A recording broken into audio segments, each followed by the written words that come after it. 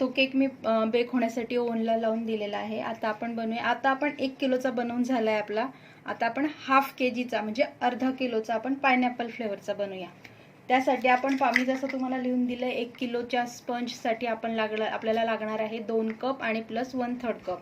तर त्याच्याच निम्मे म्हणजे त्याच्या अर्ध आपल्याला घ्यायचं आहे। तर 2 कपच्या जागेवर मी 1च कप घेणार हा।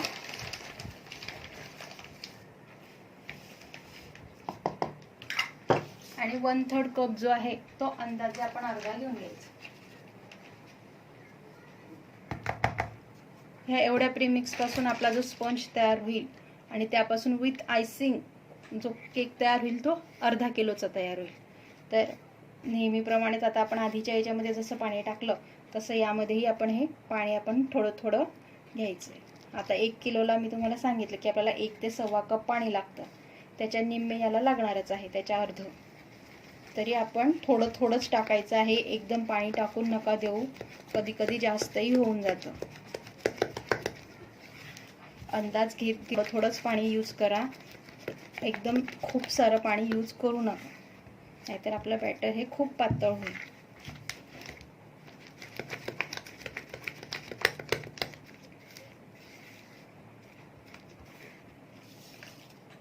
आता बघा हे आपलं झालं। याच्यात अगदी थोडंसं पाणी घेणार आहे, बिलकुल अगदी 1 चमचा।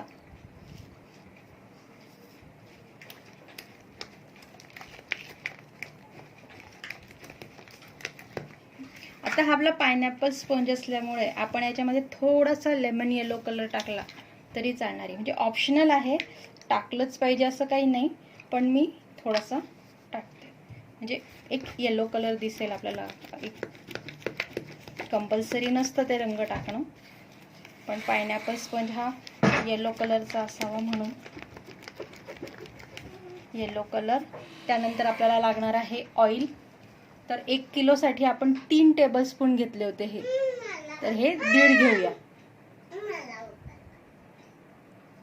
1 पूर्ण आणि 1 अर्धा। त्यानंतर आपला पायनॅपल स्पंज असल्यामुळे हे पायनॅपल इसेन्स मिळतं, ते आपण अर्धा टीस्पून टाकायचं आहे आपल्याला। 1 किलोसाठी 1 टीस्पून आणि अर्धा किलोसाठी अर्धा टीस्पून।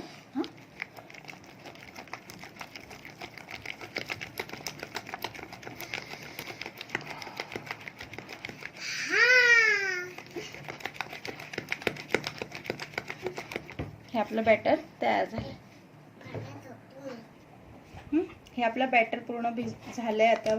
तर हे हाफ केजीचं बॅटर जे आहे ना, हे आपल्या 6 इंच टीनमध्ये पाहिजे। याचं जे डायमीटर आहे ते 6 इंचचं पाहिजे, त्याच्यामध्ये आपला केक हा प्रॉपर होतो। आता याच्यामध्ये ना मी हा बटर पेपर ठेवलेला आहे, याच्या बेसच्या आकाराचा बटर पेपर मी कापून घेतला आहे।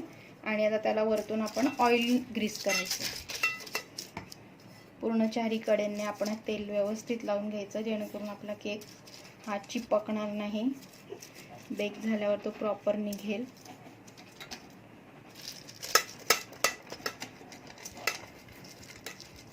मी हे व्यवस्थित सगळं ऑइल ब्रश करून घेतलंय आणि आता हे बॅटर आपण याच्यामध्ये टाकून देऊ।